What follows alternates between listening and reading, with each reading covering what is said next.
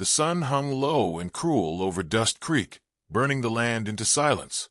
Heat shimmered across the plains, warping the horizon like a mirage.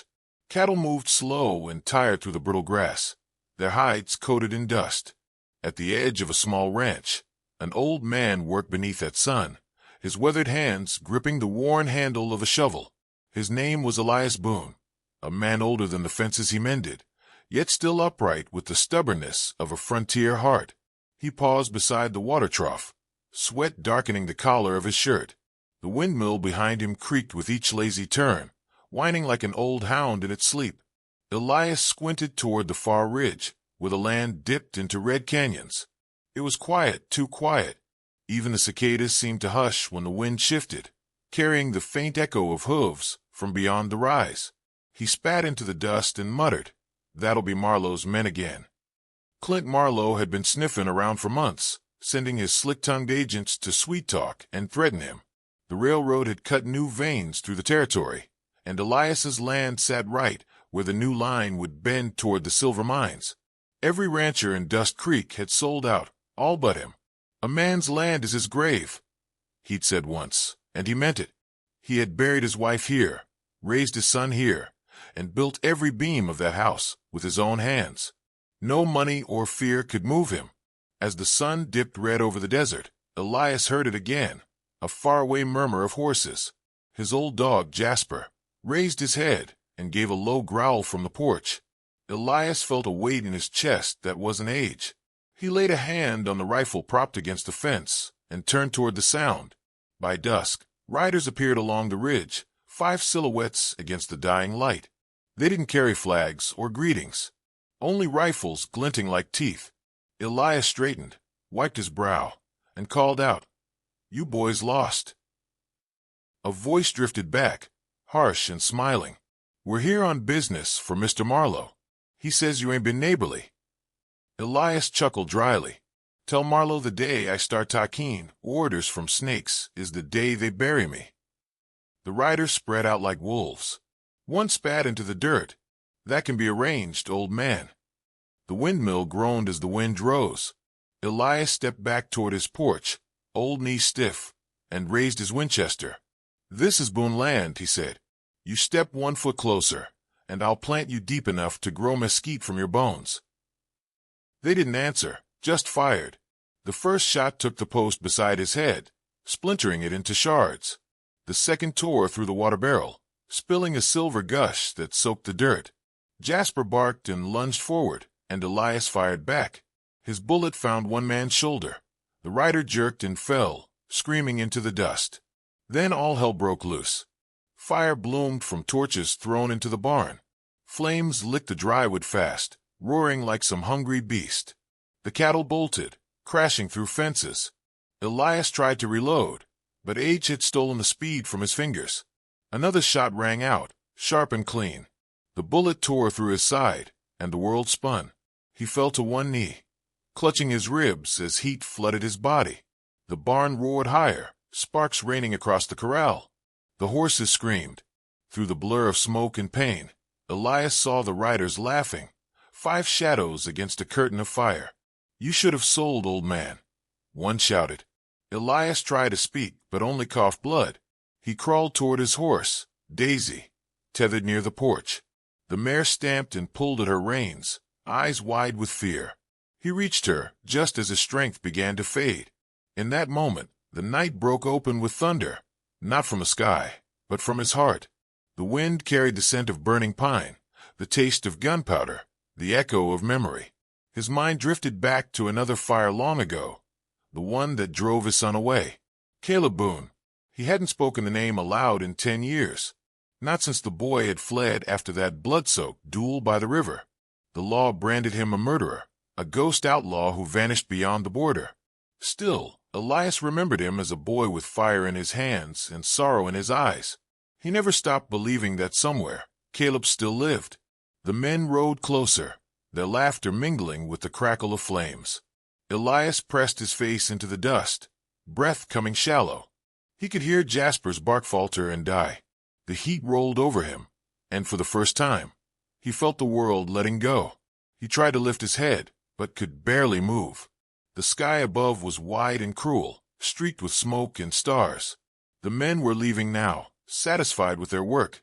One turned and fired a final shot into the air, a warning for anyone else foolish enough to stand against Clint Marlowe. The echo rolled across the valley like a drumbeat of judgment. Elias lay still, the fire reflecting in his eyes. His hand trembled as he reached for the ground, fingers closing around a handful of earth. With his last breath, he whispered into the wind, soft, cracked, and full of everything left unsaid. Caleb. The name carried beyond the burning fences, across the ridges, into the night where coyotes howled at the rising moon. And somewhere, far beyond the desert's reach, a man in a black hat would hear it, carried on the same wind that once drove him away. Elias Boon closed his eyes as the firelight dimmed. The windmill creaked one last time, and the dust settled over him like a shroud. The ranch was gone, but in the stillness that followed, the desert seemed to listen, as if the land itself waited for the sun who would come. The desert stretched endless before him, a sea of red dust and silence. Caleb Boon rode slow, hat low over his brow, the wind carving lines across his sunburned face. His horse, Raven, was black as coal and near silent as it moved through the sand, its hooves leaving shallow prints that the wind quickly erased. Caleb had been gone from these lands for 10 long years, 10 years of bounty hunting under false names, sleeping in outlaw camps, and waking every dawn wondering if the hangman's rope had found his trail. He didn't believe in ghosts anymore, but sometimes, when the wind came down off the canyons, he swore it carried voices, laughter, gunfire, his father's voice calling him by a name he no longer used. He stopped at a small trading post 2 days east of Dust Creek, just as the sun was bleeding out behind the mountains. The place was quiet, a few horses tied out front, the smell of whiskey and gun oil hanging in the air. Inside, a lone drifter sat by the counter, nursing a bottle. The man looked up when Caleb entered, eyes flicking to the revolvers at his hips. "You from around here?" Caleb asked, voice rough as gravel. "Used to be," the drifter said, taking a slow drink. "Ain't much left of around here now. Marlowe's got the whole valley locked down." He squinted, studying Caleb's face. "You looking for work or trouble?" "Sometimes they're the same thing," Caleb said. The drifter chuckled, though there was no humor in it. "Then Dust Creek's where you'll find plenty. Heard the old man on the Boon ranch stood up to Marlowe's men last week. Didn't end well. They burned him out. Folks say he's dead, though some claim he's still breathing, barely." The name hit Caleb like a strike to the gut. He turned away, but the words clung to him, heavy and cold. Boon Ranch. His father. He paid for the whiskey he hadn't touched and walked out into the dusk. For a long while, he stood staring toward the horizon, watching the sky turn from gold to violet. He'd promised himself he'd never go back, not after the blood he spilled, not after the law branded him a killer. But now, the thought of that old man dying alone beneath the stars made something deep in him twist and burn. By dawn, he was already riding west. The desert had changed little, the same whispering wind, the same hard light that made every shadow look like a memory. Ravens circled overhead, their cries echoing across the cliffs. Every mile he rode carried him closer to the ghosts he'd tried to bury. At night, when the stars came out, he thought of his mother's grave.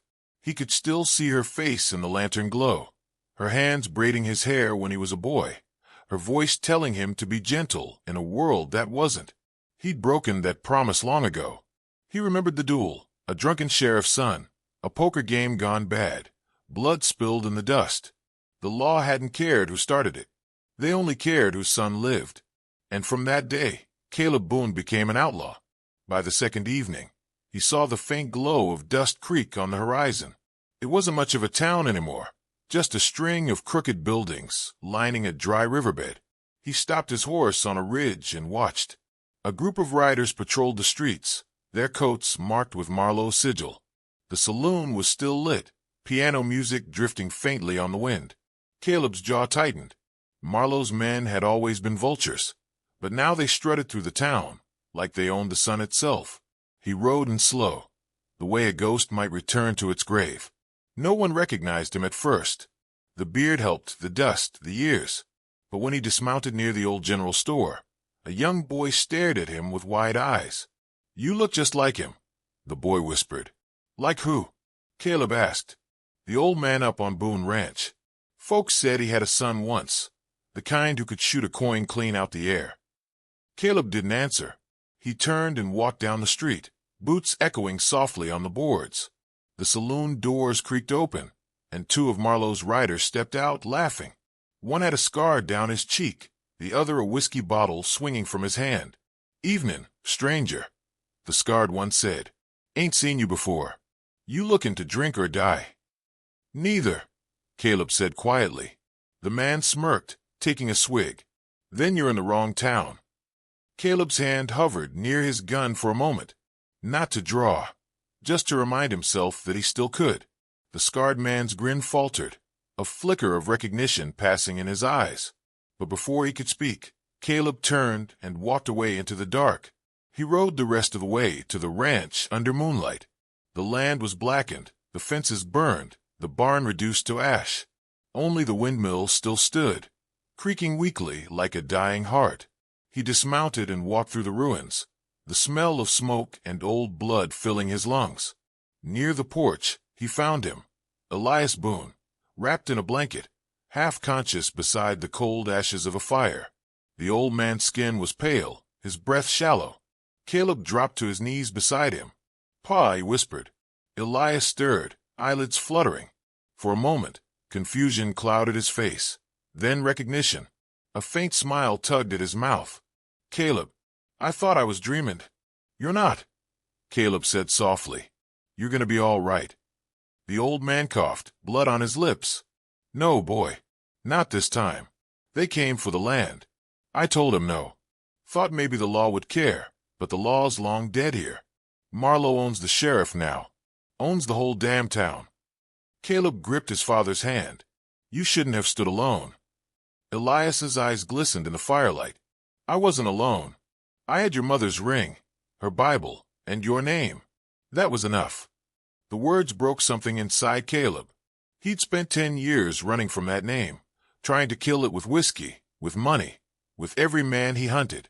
And now it lay before him, frail and dying, wrapped in the dust he once called home. Elias's hand trembled as it reached up, touching his son's cheek. "You got her eyes," he murmured, "and my temper." Caleb swallowed hard. "Rest, Pa. I'll take care of it." The old man's gaze sharpened.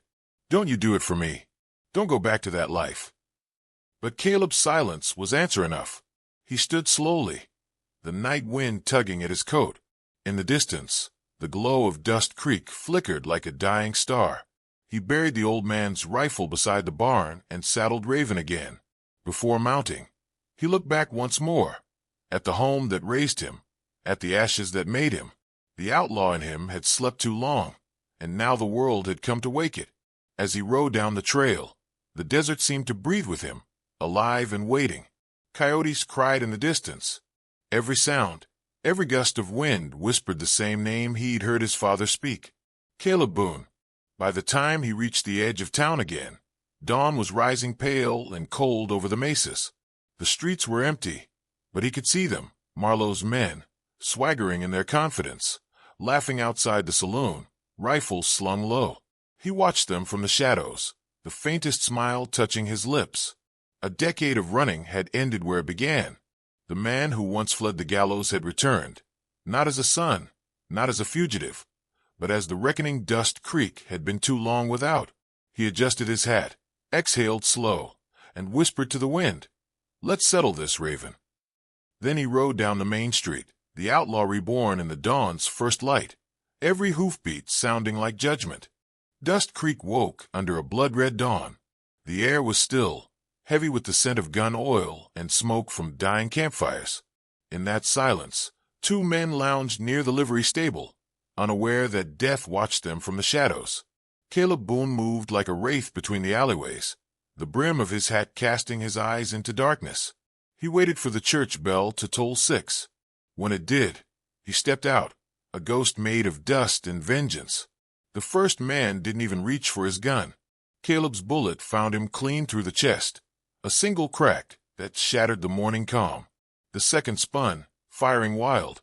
Caleb dropped to one knee, fired once more, and silence returned.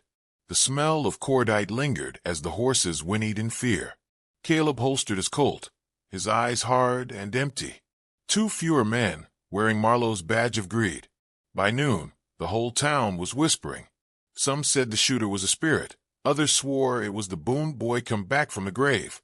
Caleb listened from a dark corner of the saloon as fear began to rob Marlowe's calm. The barkeep, an old friend of his father's, slid him a whiskey and said under his breath, "You shouldn't be here, Caleb. Marlowe's paying good money to put you back in the ground."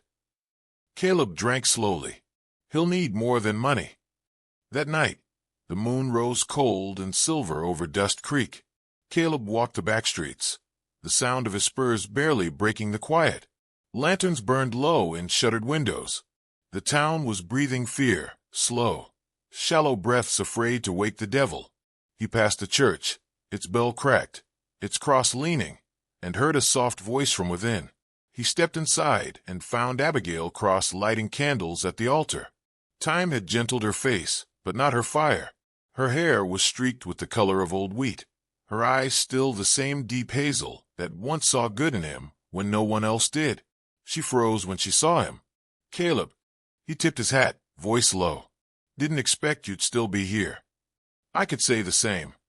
Her voice trembled, not with fear but memory. "They said you were dead. Some prayed it, others feared it. Guess I disappointed both."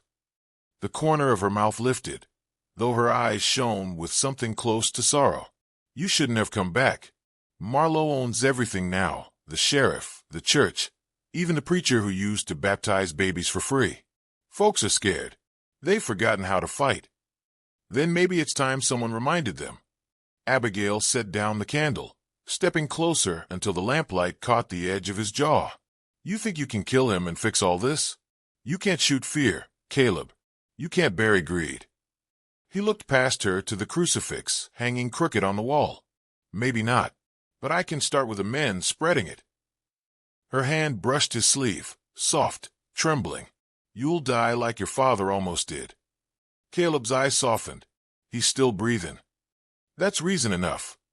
For a moment neither spoke.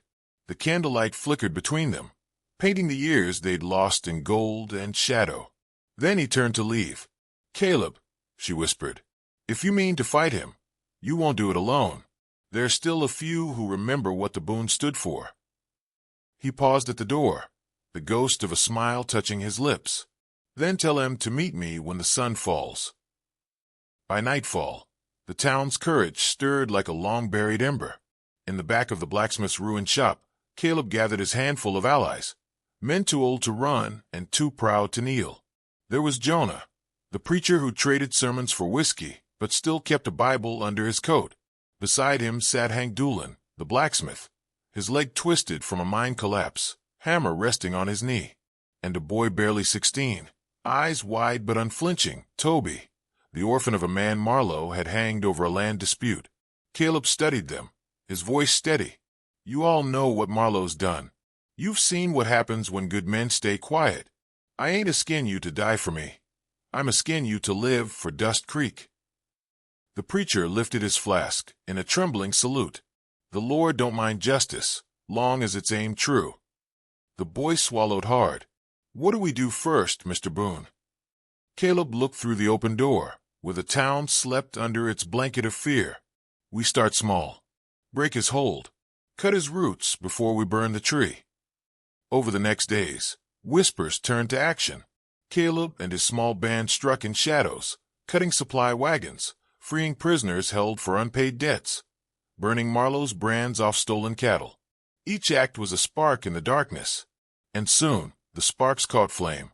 One morning, Marlowe's right-hand man rode through town, dragging a young farmer behind his horse.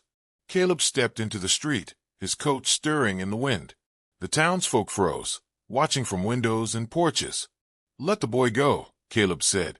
The enforcer sneered. "Ain't your business, Boon. You're a dead man walking." Caleb's hand moved faster than thought. One shot. The man's gun flew from his hand. The second dropped him to his knees. Caleb walked forward, holstered his pistol, and said loud enough for every ear in town to hear, "This land belongs to those who work it, not those who steal it." By dusk, people were talking openly again. The name Boon carried weight, a word whispered not in fear, but in faith. Abigail found him later near the old windmill on his father's ranch. The air was warm, full of locust hum and the smell of mesquite. She carried a lantern, her face soft in the glow. "You're changing things," she said. "People are standing again." Caleb leaned against the post, looking out across the dark fields. "Change don't come without blood." "You always talk like the world's already lost," she murmured. "Maybe it is, but not tonight." She stepped closer. "You think you're doing this for your father, but I see it in your eyes, Caleb. You're doing it for yourself, for the man you were before the gun took over." He turned toward her, the faintest smile ghosting his face. "Maybe I'm just trying to make peace with the dust." For a heartbeat, the world held still. The sound of distant thunder rolled low over the hills, or maybe it was hooves. Abigail's eyes flicked toward town. "He knows you're here, doesn't he?" Caleb nodded once. Marlowe's pride won't let him hide behind his men forever. "He'll come." "When?" He looked back at the blackened ruins of the barn. "Where it started. Right here." That night, the wind rose strong and dry, carrying the scent of rain that would never fall. In the dark, lanterns flickered to life across Dust Creek. Men armed themselves quietly, whispering prayers or curses. The preacher polished his old revolver. The boy loaded shells with shaking hands. Abigail lit a candle in her window and watched the horizon, where the glow of campfires burned like the eyes of a waiting beast. Caleb saddled Raven beneath a sky full of red clouds. He could feel it, the storm coming, the reckoning his father's blood demanded. Every step, every whisper, every flicker of light in the town seemed to lead toward one final dawn. As he mounted, the windmill groaned behind him, same as the night his father fell. He looked once toward the heavens, then toward the burning horizon. The time for ghosts was over. Caleb Boon rode back toward Dust Creek, the outlaw, the sun, the legend, and the town that had forgotten how to fight began to remember. Dawn came slow over Dust Creek, washing the town in a pale gold light that felt like judgment. The wind was still, the sky a bruised gray streaked with the promise of heat. Nothing moved, not a shudder, not a soul. The silence carried weight, the kind that falls before a storm. On the wide main street, Marlowe's men stood in a crooked line before the saloon, rifles resting on their shoulders, eyes squinting against the morning glare. Behind them, Clint Marlowe himself waited in his fine black coat, silver watch glinting like a snake's eye in the light. He had built an empire of fear here, but even kings tremble when the desert holds its breath. The first sound came from far off, the faint, rhythmic thud of hooves. Slow at first, then steady, echoing down the canyon road, like the heartbeat of the earth itself. Every man turned his head toward the sound. Dust rose on the horizon, a long, low cloud glowing in the sun's first fire. Then out of it came a single rider, Caleb Boon. He rode tall in the saddle, black coat rippling, rifle laid across the pommel, face carved in shadow. Raven's mane whipped in the wind as they moved through the dust, like a storm given shape. The townsfolk who dared peek through their windows felt something stirred deep inside, the old memory of courage. The outlaw's name, once cursed, now sounded like salvation. He stopped at the far end of the street, 20 paces from Marlowe's line. The horse's breath steamed in the cold dawn. Caleb slid from the saddle, his boots hitting the dirt with a thud that carried farther than any word. He let the silence stretch. The wind picked up, stirring a loose shutter, setting a sign creaking. Then he spoke. "Clint Marlowe." The name cut through the morning like a knife. Marlowe stepped forward, smiling thin and cruel. "I thought you'd come crawling back, Boon. Thought maybe you'd beg for what's left of your daddy's land." Caleb's eyes never left his. "I came to see what a coward looks like in daylight." The smile faltered, but only for a second. Marlowe motioned to his men. 20 guns say you don't leave this street alive. Then you'd better hope they shoot straighter than the last ones." A murmur ran through the ranks. The boy on the rooftop, Toby, watched from the church bell tower, holding his breath. Abigail stood by her window, hand clutching her heart, eyes fixed on the man she once loved and the reckoning that followed him. The world seemed to pause. Even the sun slowed its climb. And then Marlowe drew. The street exploded with gunfire. The air filled with thunder and dust, bullets snapping through wood and glass. Caleb dove behind a wagon, returning fire with a calm, deadly rhythm. Every shot found its mark. One man fell from the roof, another from the porch. Horses screamed and tore free of their reins. The preacher, Jonah, shouted scripture from behind a barrel, words drowned in the roar of justice and lead. When Caleb rose again, his eyes burned like coals in the smoke. He advanced step by step, reloading without hurry, his silhouette cutting through the haze like something forged from vengeance itself. He moved with the grace of a man who had already made peace with death. One gunman lunged from the doorway. Caleb turned, fired once. The man spun, dropped. Another rushed from behind the water trough. Caleb's rifle barked, and he fell without a sound. Each pull of the trigger was steady, measured, inevitable. By the time the gunfire thinned, the street was littered with bodies and gun smoke that glowed orange in the rising sun. Only two men remained standing, Marlowe and Caleb Boon. The land baron's face was pale, his gun hand shaking. He stepped out from behind the saloon doors, boots crunching on shell casings. "You could have joined me, Boon," he hissed. "You could have had gold, power, everything your old man never did." Caleb stared down the sight of his revolver. He had something you'll never touch. Marlowe smirked. "And what's that?" "Honor." The word struck like thunder. They fired at the same time.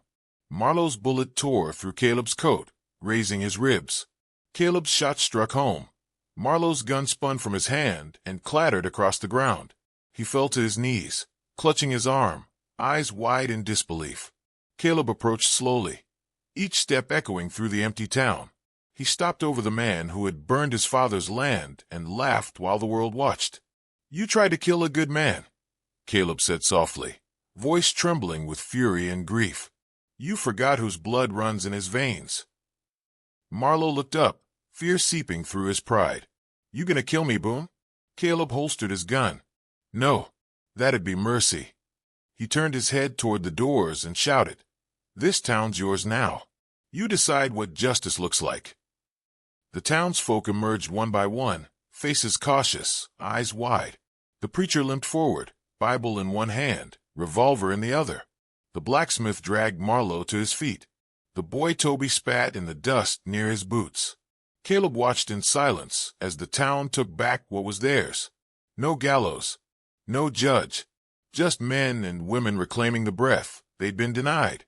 When it was done, and the last echo of gunfire faded into the hills, the street fell silent again.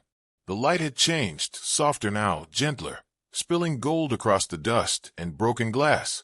Caleb stood alone in the middle of it all, shoulders heavy, eyes tired. He looked toward the ridge where his father's ranch lay, where smoke still rose faint from the rebuilt hearth. Abigail appeared from the shadows, walking toward him. Her dress brushed the dust, her eyes full of tears and something deeper. "You did it," she whispered. "No," he said. "They did." She reached for his hand, but he stepped back, a faint smile breaking the hardness in his face. "I ain't meant to stay, Abby. Some men carry too much shadow." Her lips trembled. "Where will you go?" He looked toward the horizon, where the desert stretched endless and silent, where the wind still forgets my name. She wanted to speak, to stop him, but the words never came. Caleb tipped his hat, mounted Raven, and turned toward the open land. Behind him, Dust Creek began to live again, voices rising, laughter breaking like sunlight after storm. Children ran into the street, chasing each other through the dust. The preacher's bell rang for the first time in years. At the Boon ranch, Elias Boon stirred in his bed. The dawn light warmed his face. He heard the distant sound of hooves fading into the desert, and knew that the son he'd once lost had come home after all, not to stay, but to set the world right before he rode on. He smiled, weak but proud, and whispered into the morning, "Ride easy, boy." Far down the trail, Caleb Boon rode into the mist where the desert met the sky. The wind carried his name for miles, part prayer, part legend, until it was swallowed by the silence that only heroes and ghosts ever earn. And long after Dust Creek rebuilt its fences and buried its dead, they still told the story by campfire light of the outlaw who came with the dawn, who fought not for gold or glory, but for the memory of a good man, and vanished with the wind before the sun reached its height. They said the dust never settled quite the same after that day. And when the wind blew from the west, carrying the scent of gun smoke and wild sage, the old-timers would tip their hats and say, "Boon's riding again."